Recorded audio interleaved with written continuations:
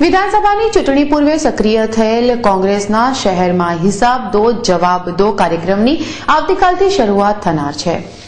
ગુજરાતની ભાજપ સરકારના ભ્રષ્ટાચારો થયા હોવાના આક્ષેપ સાથે કોંગ્રેસે વિધાનસભાની તૈયારી શરૂ કરી દીધી છે, જેના ભાગરૂપે કોંગ્રેસનો હિસાબ દો જવાબ દો કાર્યક્રમ કાલથી શરૂ થઈ રહ્યો છે, જેની માહિતી માટે આજ રોજ કોંગ્રેસે પત્રકાર પરિષદ યોજી હતી। કોંગ્રેસ પ્રમુખ નરેન્દ્ર રાવતે પત્રકાર પરિષદમાં ભાજપાના ભ્રષ્ટાચારોને ખુલ્લા પાડવા માટે હિસાબ દો જવાબ દો કાર્યક્રમ વિધાનસભા વિસ્તારમાં તબક્કાવાર કરશે।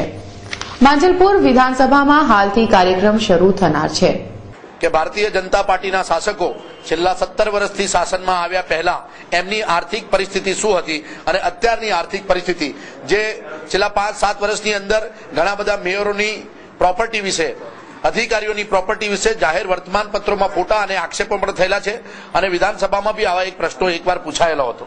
એટલે એક મોટો પ્રશ્ન પ્રજા સમક્ષ અમે લઈ જવા માંગીએ છીએ કે આ ભ્રષ્ટ શાસકો પોતાના ઘર ભરવા સિવાય કશું કામ કર્યું નથી અને એમણે વડોદરા શહેરની પ્રજાને વેરાના વળતરના ભાગરૂપે સિર્ફ મુશ્કેલીઓ અને ભ્રષ્ટ વહીવટ આપ્યો છે, જે તમે જોઈ શકો છો। માટે હિસાબ દો જવાબ દો હેઠળ જનસંપર્ક યાત્રા, અમારા લોકલ પ્રશ્નો સાથે સાથે મોદી સરકારના તહોમતનામા સામે આ યાત્રા અમે કરવાના છે।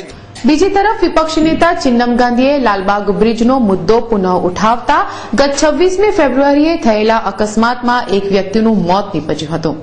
આમ લાલબાગ બ્રિજ અકસ્માત બ્રિજ સાબિત થઈ રહ્યો છે અને કોંગ્રેસ લાલબાગ બ્રિજ મુદ્દે પોતાનું આંદોલન જારી રાખશે તેવું ચિન્નમ ગાંધીએ જણાવ્યું હતું। Exact 30 metre round about 100 foot का डिस्टेंस में मिस्टर मनुभाई पंचाल करके स्कूटी के ऊपर इसके साथ एक्सीडेंट हुआ। कल इसको एसएसजी में मरण हुआ। ये दुख की बात है।